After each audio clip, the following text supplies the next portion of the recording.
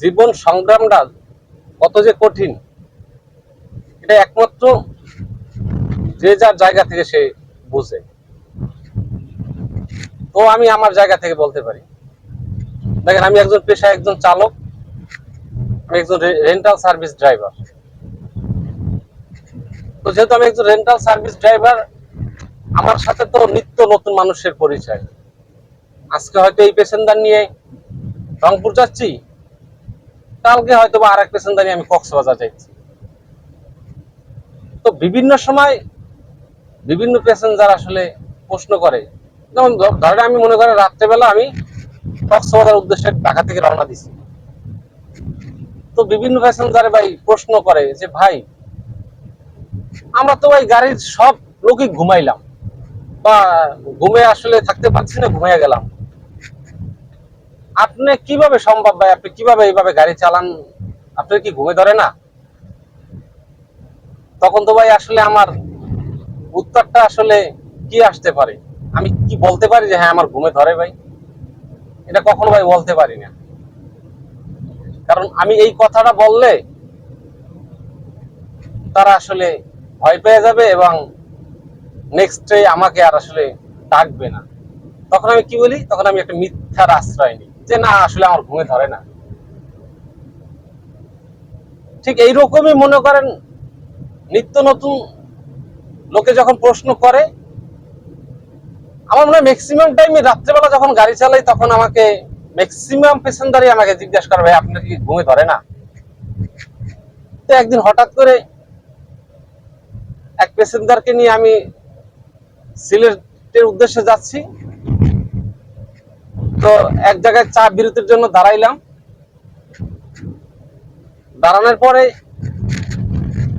ঠিক ওনারা সেই একই রকমের, ওনারা সবাই ঘুমাইছে মনে করেন, আমি ঠিক এইরকম দুই চোখ মেলে রাত্রেবেলা একা একা গাড়ি চালাইতেছি। আমার এই যে পাশের সিটটা যে লোকটা ছিল সেও ঘুমাইছে।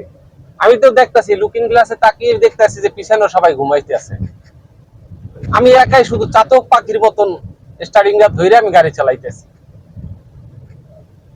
তো ওনারা ওই যে চা বিরতিতে যখন দাঁড়াইলাম, আমি দাঁড়াইছি, আমার একটু খারাপ লাগছিল, মানে আমার ঘুম আসছিল, তো আমি দাঁড়াইছি। তখন আমার প্রশ্ন করলো যে ভাই আপনার কি ঘুমে ধরে না? তো আমি তখন একটা রসিকতাই করলাম যে নিত্য আমি মানুষের সাথে মিথ্যা কথা বলি, আজকে একটু আসলে বলি না, সত্য কথাটা বলি না। তখন আমি বললাম হ্যাঁ ভাই আপনার ঘুমাইছেন, তো আমিও ঘুমাইছি ভাই। তো এর একটা চমকে গেল, আমি আপনি ঘুমাইছেন মানে? দেখো আমি গাড়ি চালাইছি আর ঘুমাইছি। তো তখন কিছু আমাকে আর বলে নাই।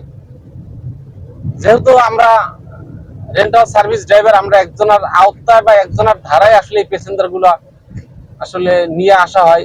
যেমন অনেক রেন্টেকারের মাধ্যমে আমরা এই প্যাসেঞ্জার গুলো নিয়ে আসি। তখন আমাকে কিছু বলে নাই। ওনারা সিলেট গেলাম পরদিন,